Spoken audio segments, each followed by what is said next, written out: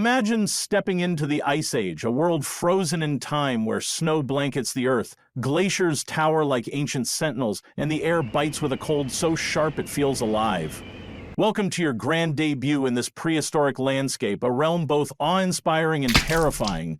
But you're not just any new arrival. You're a woolly mammoth, a shaggy titan of the tundra, complete with a fur coat thick enough to shame the warmest winter jacket.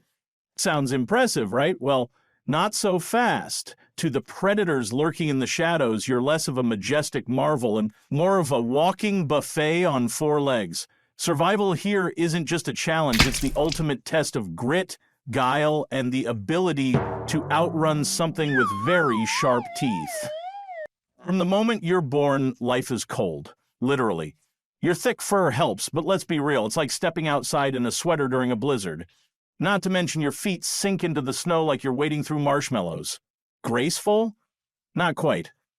Your mom's great, always keeping you close, but she's also paranoid, and for good reason. Saber-toothed cats, dire wolves, and worst of all, humans are constantly lurking. She's basically a helicopter parent, only with tusks. Speaking of tusks, let's talk about those. Sure, they'll look cool when you're older, but right now they're tiny, awkward nubs. You can't do much with them except poke yourself in the foot. Nice. Hunger strikes, and what's on the menu? Grass.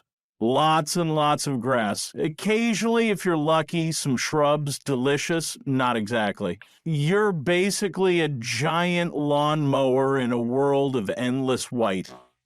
Fast forward a few months and you're growing. Your fur's thicker, your tusks are longer, and you're starting to look like a proper mammoth. But here's the thing, being bigger just makes you a bigger target. Predators now see you as the main course instead of a side dish. And let's not forget the humans, those clever little bipeds with their pointy sticks and fire. They're relentless. One day you're peacefully munching on grass and the next you're dodging spears. Who invited them to the Ice Age anyway? Oh, and the weather, it's either freezing cold or slightly less freezing cold. There's no in-between. Blizzards roll in like uninvited guests, and good luck finding shelter when you're the size of a small house. Mating season, a time of hope, excitement, and, well, a whole lot of awkwardness. For the males, it's their moment to shine, or at least try to. Tusks clash in dramatic duels as they battle for the chance to impress the ladies. It's like the prehistoric version of reality TV, complete with all the drama, rivalry, and questionable decision-making you'd expect. Only here, instead of rose ceremonies, it's all about who can push, shove, and outlast their opponent in a showdown of strength. If you manage to win, congratulations, you've earned your moment of glory. But if you lose, it's not just your pride that takes a hit. You're back to square one, trudging off to lick your wounds and wait until next year. For the females, they're probably watching from the sidelines, unimpressed, waiting for the chaos to simmer down. In the end, it's all part of the circle of life, though it often feels more like the Ice Age edition of Survivor. As you age, your tusks grow massive, curling into impressive spirals. They're great for showing off, but they're also a pain.